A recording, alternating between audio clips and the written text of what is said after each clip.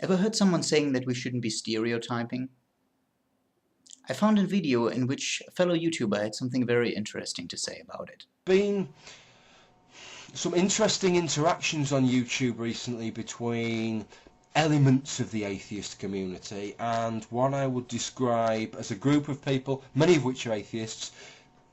Internally, I compartmentalise them because you have to do that. You have to stereotype people to some extent to make sense of the world.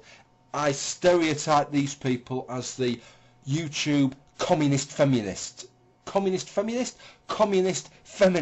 community. That's probably too narrow a label. Some of the people in this community, they're not communist, but they're all quite left-wing. And he's completely right in saying so.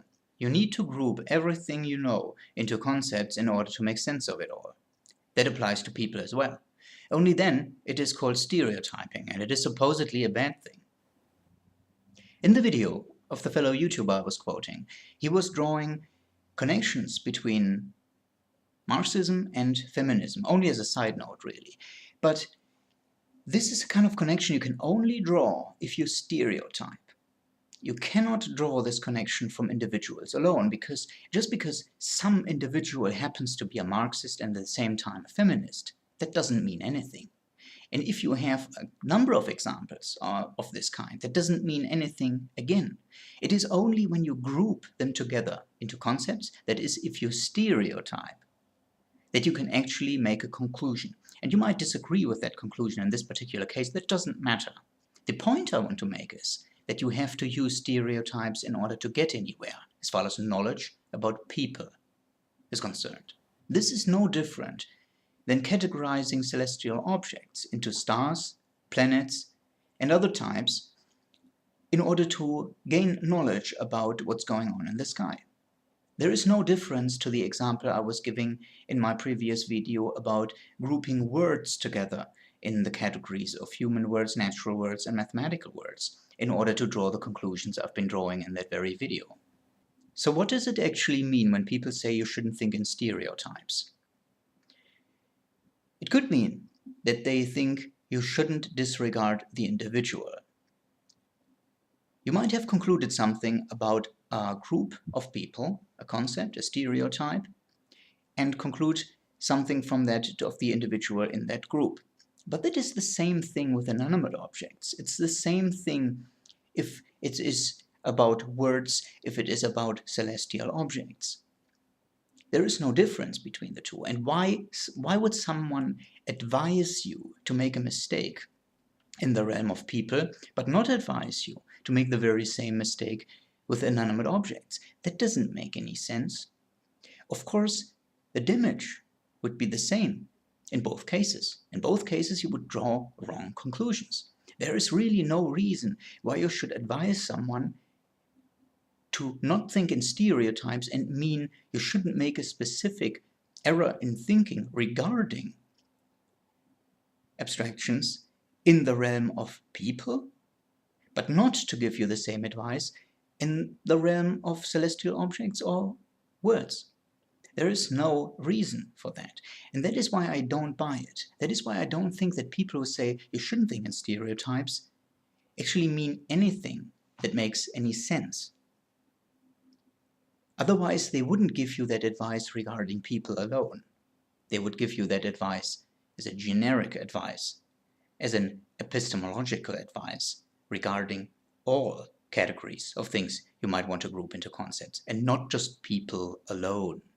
As for the motivation, if you tell someone he shouldn't stereotype, and he actually does that, he complies, he doesn't think in stereotypes anymore, he doesn't group people into concepts anymore, his mind will be crippled to that extent.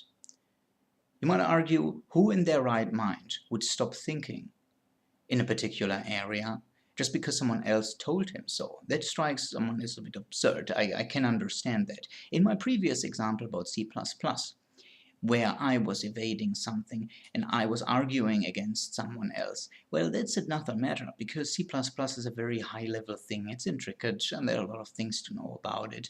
You might actually convince someone else of something that isn't true or exaggerated because you are knowledgeable about it and the other guy might not be knowledgeable about it. But in case of stereotypes, that's a very low-level thing. It's about epistemology. And who in their right mind would take such an advice from someone else? But think about children. Think about parents who tell their children that they shouldn't stereotype after they did that.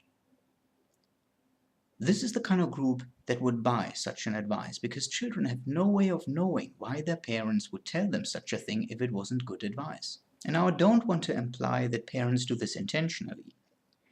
Parents and anyone else who tells this to a child don't really know what they're saying most of the time. When I was defending C++, where I really should have known better, I didn't know what I was doing. But I had an impulse in me that blinded me to that reality. And that is the same thing with when people say you shouldn't stereotype. They don't think actively that they want to cripple your mind. They act on an impulse that they have a bad feeling about stereotyping. It just doesn't sit really right with them, and that's why they do it. Where does this instinct come from? I'm going to talk about this later. Important is only that this is only a matter of feelings. People who feel that it is wrong to stereotype promote that idea, that meme, so to speak. And that's how it goes out into the world. And when children hear people saying this, well, if they know what it means, then it might hurt them. If they're too dumb, well, then they wouldn't have done it anyway. But if they're smart, if they know what it means, then it becomes a danger to them. That it doesn't sit right with people to stereotype is the same thing as that it didn't sit right with me that a programming language shouldn't be as useful as I liked it to be. That is the same category of mistake. It is both evasion. And here it becomes apparent what huge spectrum we're looking at. Because attacking stereotyping is deep down in epistemology. It deals with concept formation.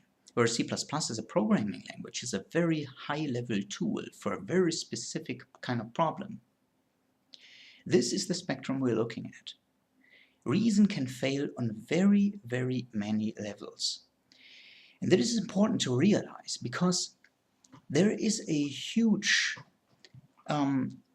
hugely typical mistake that many people make when they hear irrationalism. They think, sometimes at least, that religion is the only kind of irrationalism out there. That religion is wrong, it's irrational, it's stupid to believe in the truth of a book arbitrarily, and that this is obvious, and that attacking it makes the world more reasonable. But that fails to take into account that reason fails at many levels. The reason why this is important to realize is that people typically assume that irrationalism is obvious to detect. It's not obvious at all. There are obvious cases. The best example for that is atheism versus religion. Atheism is, of course, more correct than religion per se. I believe that I'm an atheist. But what I don't believe is that an atheist is inherently more rational than a religious person, and that atheists who fight against religion, who concentrate their fighting on religion, should be well advised to take into account that religion isn't the only source of irrationalism and not the only kind of irrationalism. And that if you become dogmatic in your fight against religion, then you're very likely to end up being much more irrationalist than what you're fighting against. Also, it might be the case that you are already much more irrationalist than what you're fighting against, because religion is only one mistake you can make. There are many others. How do you know how many mistakes you made? How do you know what kind of irrationalist thought you already bought into? Are you sure that you are not as nutty as the side you're fighting against? How can you be sure? Have you made your homework? Have you really worked it up from deep down in epistemology to all your convictions you hold? On a higher level, including programming languages? Come on. Have you done that? I don't believe many people have done that. I don't even believe that I've done it. I don't believe that anymore because I've changed my worldview so dramatically, and so often so dramatically, that I've become very, very cautious about making strong statements that now my worldview is fixed, now that I really know it all. Now I'm really completely rational. I've become very, very careful at making such statements because I've been mistaken so often. And people who believe that they're rational just because they're atheists, I think they really missed a point. There is much, much more to screw up in the realm of knowledge than merely not buying into a god. Much more indeed.